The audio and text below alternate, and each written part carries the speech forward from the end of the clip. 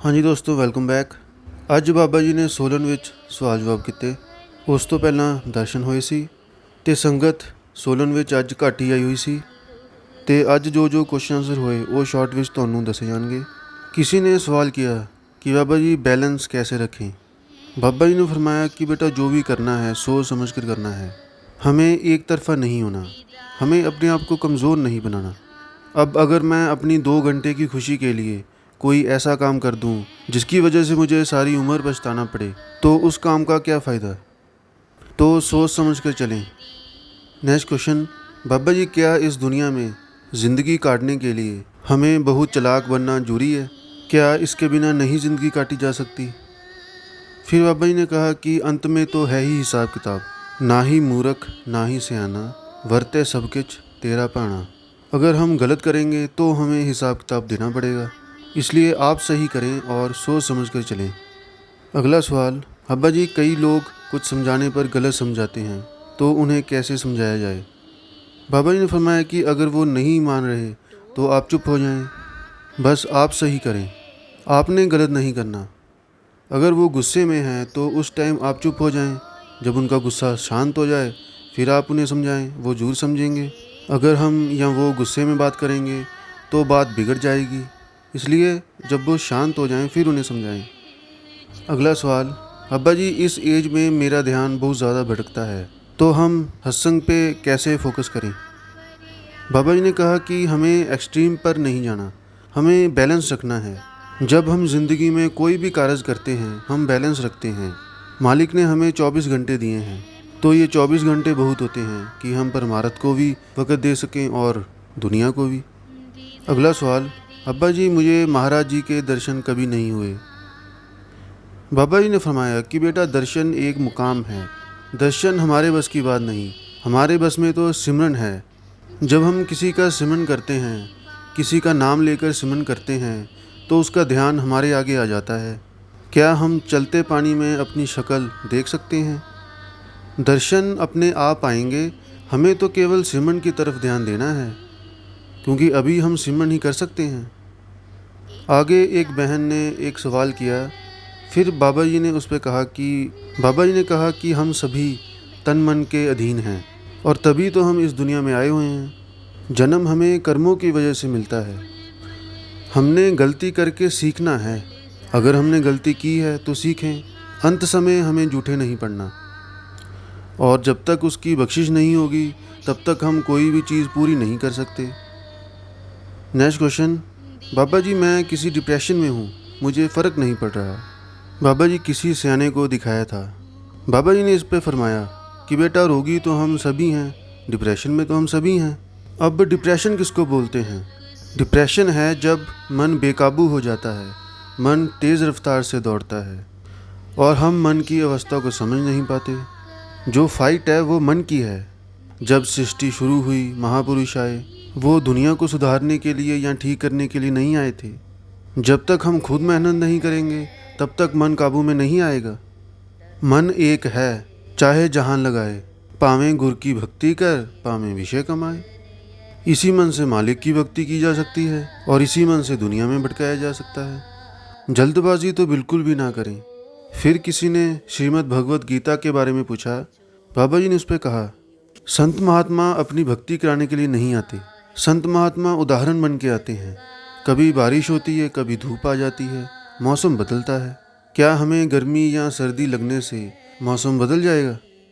हमने तो अपना बचाव करना है। आगे उन्होंने कहा कि कर्मों का हिसाब तो देना ही पड़ेगा। आप हिम्मत रखें, मालिक पे भरोसा रखें, हौसला रखें, फिर सब चीज़ों से मालिक अपने आप निकाल कर ले जाएगा। अगला किसी बहन ने क्वेश्चन किया कि बाबा जी मैं कोशिश करती हूँ लेकिन ध्यान नहीं हो पाता। बाबा जी ने फरमाया कि हमारा ध्यान दुनियावी चीज़ों में भटकता है, हम ध्यान करते ही नहीं हैं। सब सुखदाता राम है, दूसर ना ही कोई। जो मालिक ने दिया है हमें तो उसकी कदर करनी है। जो भी हमने करना है तो ज़रूरत हमें है, जो भी मिला है उसकी कदर करें।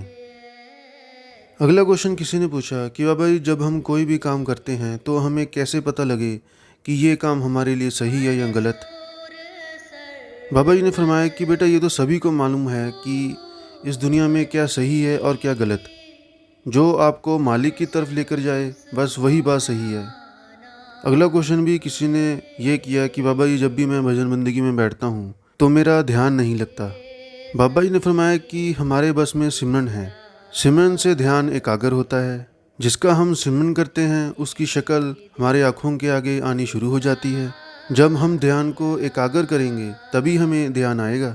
अगर फ़ायदा बाहर के दर्शनों से होता तो सबसे नज़दीक तो मेरे परिवार वाले हैं, तो सबसे ज़्यादा फ़ायदा तो उनको होता, उनको कोई भी दिक्कत ना आती। नेक्स्ट क्वेश्चन, बाबा जी मुझ में विश्वास की बहुत कमी है। बाबा जी ने फरमाया कि हम सभी में प्यार और विश्वास की कमी है। अगर हम में पहचान होती तो हम जन्म ही क्यों लेते। हमें परख में नहीं पड़ना, हमने अपनी तरफ से कोई भी कमी नहीं आने देनी। अगर मैं कहूँ कि उस पहाड़ पे चढ़ के मालिक मिलेगा तो हम फटाफट चढ़ जाएंगे, और अगर मैं कहूँ कि बस चुप करके बैठना है तो हमें वही मुश्किल हुआ बैठा है। जो मालिक ने हमें बख्शिश की है ना, उसकी कदर करें। अगला सवाल किसी ने नामदान के बारे में पूछा कि बाबा जी नाम कैसे मिलता है। बाबा जी ने कहा कि बेटा, नाम ना दिया जाता है ना लिया जाता है। नामदान की युक्ति समझाई जाती है। अब नाम क्यों जरूरी है? जो सृष्टि को चला रहा है वो एक ताकत है। अगर हम उस ताकत के साथ जुड़ेंगे तो ज़िंदगी आसान हो जाएगी।